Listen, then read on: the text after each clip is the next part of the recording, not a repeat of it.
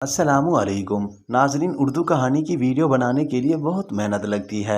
आप सबसे यही रिक्वेस्ट है कि हमारी मेहनत का सिला हमें दे दें। हमारे चैनल को सब्सक्राइब करके बेल आइकन प्रेस कर दें। मेरे घर में नया चौकीदार आया था। लंबा सा सांवले रंग का पंजाबी लड़का था। नाम उसका साजिद था और मुझे वो बहुत अच्छा लगा। मैंने सोच लिया इस पंजाबी लड़के की तनख्वाह के साथ कुछ बोनस भी दूंगी, लेकिन पहले ये ज़रूरी था कि मैं चेक कर लूं, कहीं ऐसा ना हो वो मेरे घर में किसी को बता दे या किसी नौकर को बता दे जो बाद में मेरा भांडा फोड़ दे। मेरा बेडरूम पहले फ्लोर पर है और हमारे घर का वाहिद बेडरूम है जिसकी खिड़की घर के मेन गेट की तरफ खुलती है। बाकी सब बेडरूम दूसरी तरफ हैं और उनकी खिड़कियां लॉन में खुलती हैं। मेन गेट के बाहर एक तरफ एक छोटा सा क्वार्टर है जहां साजिद आराम करता।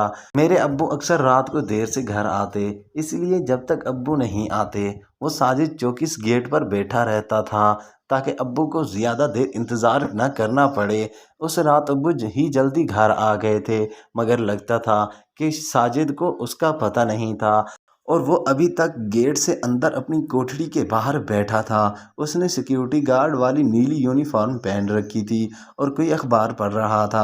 मैंने चुपके से उसे देखा और अपने कपड़े उतार दिए। अब मैं बिल्कुल नंगी थी, लेकिन वो मुझे देख नहीं सकता था।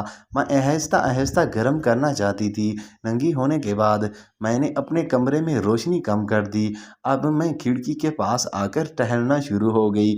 मैं खिड़की से काफ़ी दूर टहल रही थी और मेरा अंदाज़ा ये था कि साजिद को यूं लगे जैसे मुझे नहीं मालूम कि मैं उसे नज़र आ रही हूँ। मैंने छुपकर देखा तो साजिद बेकरारी से खिड़की की तरफ देख रहा था। अगले दिन मैंने ऑफिस जाते हुए साजिद को देखा।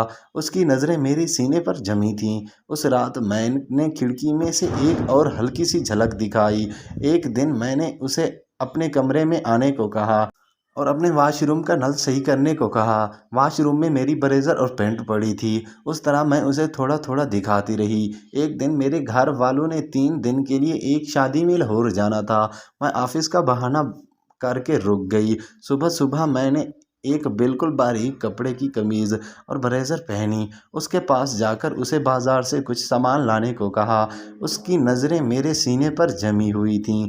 मैंने उसे सामान सीधा मेरे बेडरूम लेकर आने का कहा और अंदर चली गई। बेडरूम पहुंचकर मैंने अपनी कमीज़ और शलवार उतार दी। अब मैं सिर्फ ब्लेजर पहनी थी। मेरी गीली होने लगी थी। अगली किस्त कल अपलोड करूंगा। चैनल को सब्सक्राइब कर लें, फिर वो देख लें।